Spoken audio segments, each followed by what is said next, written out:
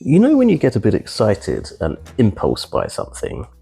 We bought 4 RTI P3 rifles. And in this video, you'll be able to judge for yourself whether this was a dumb idea or whether we're onto something. We're particularly interested in its binary valve. Normal poppet type valves start to send pellets as soon as they open, whereas the extra friction that slugs have due to their surface area means that they have a delayed launch, reducing muzzle energy and increasing hold sensitivity. Whereas ITI's binary valve opens much quicker, dumping a whole ton of air and pushing whatever's in the breech down the barrel, increasing the slug's initial acceleration. Most air rifles out there, you'll be lucky to send a Zan 13 grain slug north of 9 foot-pounds. And remarkably, we're achieving parity with JSB Heavy Pellet and a Zan 13 grain slug at 11.7 foot-pounds. That is with a fair bit of tuning, however, not least changing the insanely strong FAC hammer spring with something more sub-12 appropriate. Our accuracy test today will involve a 5p coin. It's basically the same size as a dime, at 45 yards. And why? Well, I see it as a kill zone for a squirrel. And for a rabbit, it's more like an inch. So I think 5p is a good guide for pest control. And at 0.7 of an inch, it's small. So to be fair on the projectiles, we're letting the barrel lead in. And as you can see, the first few shots, you could see the barrel getting used to it, and then the final, say, 5 just went all through the same hole. This rifle is a good pellet pusher based on those JSB 8.44 grain pellets. We're allowing ourselves a sighter or 2, maximum 2 at 45 yards. There's a slight left to right crossing wind. And the idea is, with unedited footage, we are going to attempt to hit this spinner target, which is the same size as that 5p or dime, 5 times in a row. Given re-zeroing takes so much time, we are aiming off.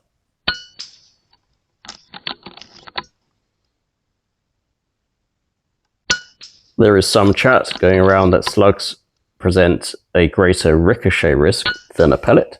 You've seen that there is a pellet, and it's kind of come straight down.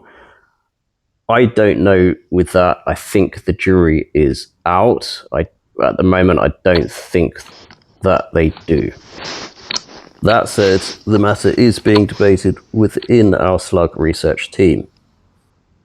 Up next is my favourite hunting pellet, the JSB Heavy, 10.34 grains.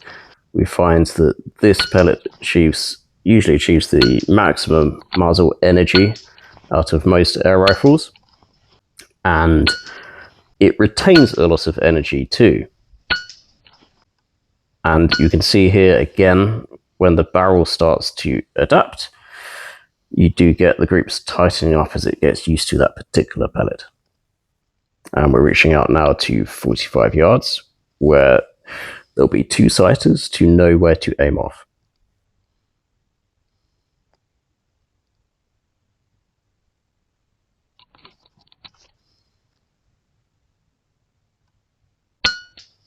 Despite being a fair bit heavier than the 8.44 grain pellet, the actual holdover is fairly comparable for those reasons explained.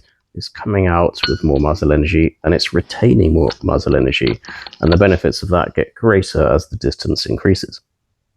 And again, you may have just seen a ricochet hit the spinner and come straight down into the ground.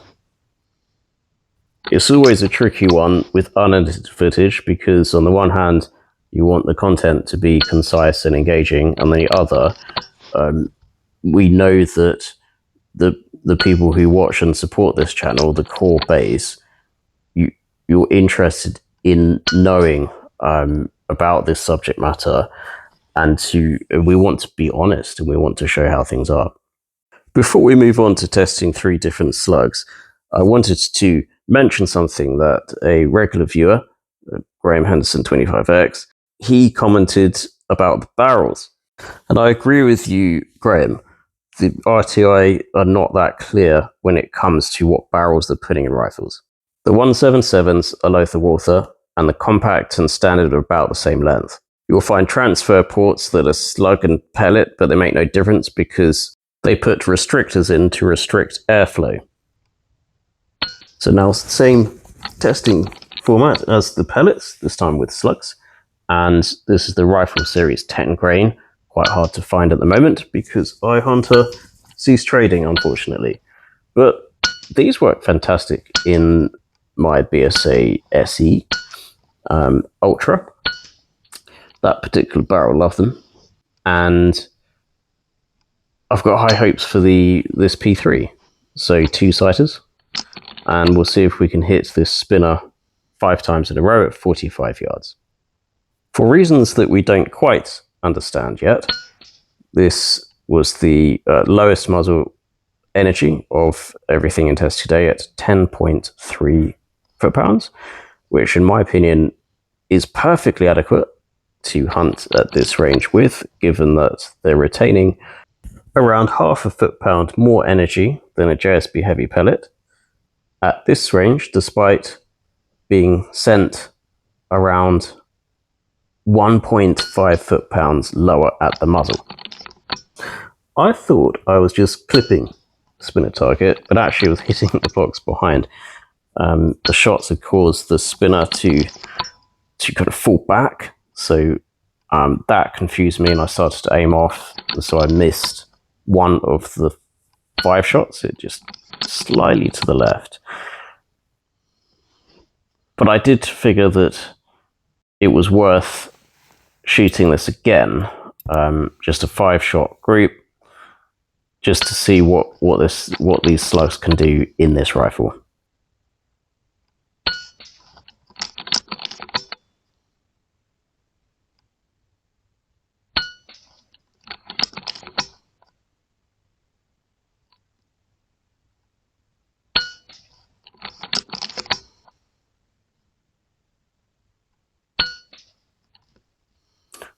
I'm really happy with how tight this group is.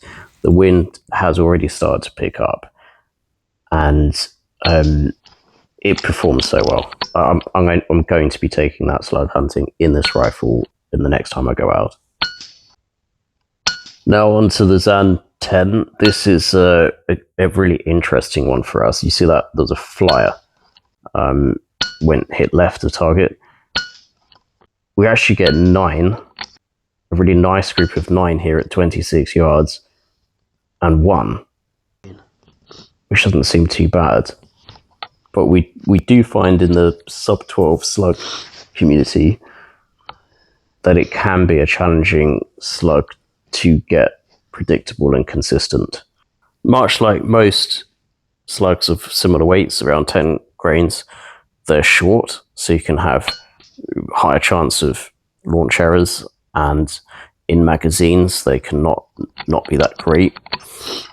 And also, when we think about it, its bigger brother, the Zan 13 grain, is 30% larger mass. So if you do have a relatively small imperfection in the manufacturing process, a heavier slug will be able to absorb that much better than a lighter slug and be more forgiving. And guess what? The FSC slugs are typically the heavier slugs. I have to be honest, I didn't really think this thoroughly through, and I found it hard to see where I was actually aiming, especially when I was trying to aim off. And so I don't think it's particularly fair on the Zan 10 grain. I mean, it can do really well depending on the platform. Like, for example, Taipan Veteran 2. I've shot them through that, and they're really good. And then, as mentioned, the wind is really kind of picking up, so it's kind of unfair on the later projectiles in test. And I'm starting to get a little bit tired. But I figured let's kind of do an independent test now and get a grouping. And it's just look how close these two land. Really nice. And then wham, one hits to the left. And then somehow I double loaded. And you'll see that they came out about half the speed, and they actually kind of tracked each other quite closely. One randomly hit the spinner, and the other one hit there. I don't know why that happened. I would like to know. I'm half thinking that I literally put two in the quite wide magazine. Now here's the Zan 13s, and you see how predictable these are. We really like this slug for hunting. And it just everything just went through the same hole, really. 26 yards, 45 yards, and again, I'm trying to do sighters and figure it out. And because the wind's picked up so much, even though these really do buck the wind really well, it did kind of push them slightly further to the right, so I don't know where the first one landed. But then it's quite hard to see this spinner target. But we're going to do our best. And as mentioned, this video is more aimed at our core viewer base who wants to view content to make decisions on, really, to further the science of understanding sending slugs in sub 12. So I'm letting the video run. I'm not speeding it up or cutting bits out, which I normally do, because I want people to see what the capabilities currently are with what we're doing with our preferred hunting slug. To get a real feel for the current performance standards. What that does mean is that it may not be for everyone, and we'll kind of put a bit of variety on this channel, as you'll see. I've got a slug press has come, which is super exciting, just for personal use, just to really kind of understand what the characteristics are that make certain projectiles more suitable for these speeds. But we're really finding that it's twofold. It's very much the factors around the projectile itself and also around the platform itself. And things like barrel length, we think, is less relevant now with the testing we're doing across different barrels. The idea being that once the slug has cut into the rifling, that initial cut means that there's much less friction as it goes down, and until of course it hits a choke, which is inappropriate. This particular P3, they are chokes, but they feel light when you're pulling through and running a slug through. As mentioned in the previous video, the depth of the rifling seems shallow, which is what you want as well. We always knew that the magazine was a very important factor, but we've seen how important it is. We've engineer A in our research team bought an Epic Vision. He spent quite a lot of money on it, brand new, and it was not good with slugs. And he was definitely upset about that until he saw Tilly's Gunstock video where it was talking about the spring in the magazine, which made some difference. A fair bit of difference, and with single loading, it is accurate. It's accurate with slugs with single loading the Epic Vision he found. But that really hit the message home about how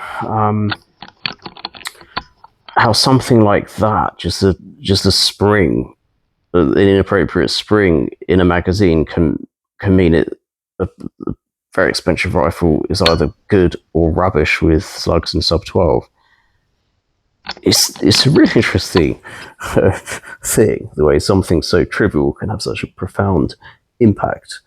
But we're figuring it all out. We're going to really decode every single factor that you need, and we're going to finally put this matter to rest. do remember to subscribe if you do enjoy this content, and look forward to seeing comments and any suggestions that you would like us to do. Thanks everyone for your support.